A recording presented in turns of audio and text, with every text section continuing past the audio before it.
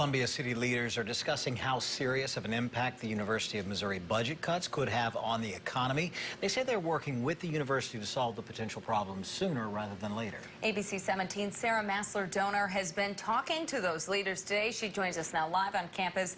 And Sarah, they're waiting to get final numbers from the university.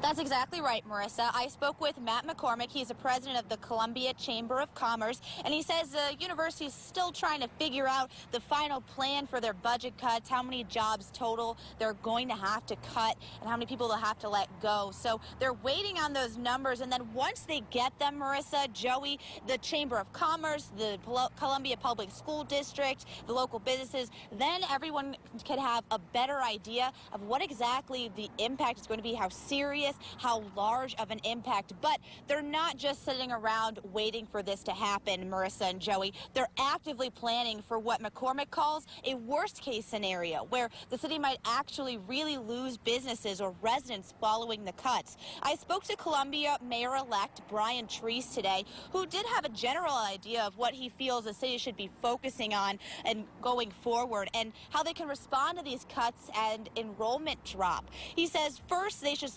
keep talking to state legislators to stop the state money cuts to the university. Then they're going to, he says, hopefully work on the image of the university and Columbia right now. And then finally, he says he believes the city should find a way to stop downtown's housing bubble from bursting.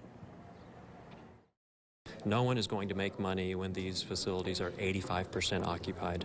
And if they don't fill them in the first year, I think the student migration pattern is such that they will never be filled.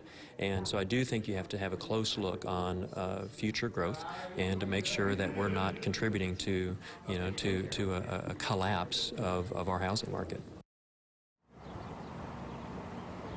And like I said, the university hasn't really made final numbers, as Matt McCormick says. They don't have those final numbers, so they can't make very specific solutions at this point. But some ideas that have been thrown around, McCormick tells me, are that they're hoping to have a job fair for those who are going to be losing their jobs at the university, so hopefully get them back in the workforce in Columbia. And McCormick says they're talking about possibly expanding the nuclear reactor here in town as well, to hopefully maybe get some new jobs going and establish something else to boost the economy here in Columbia.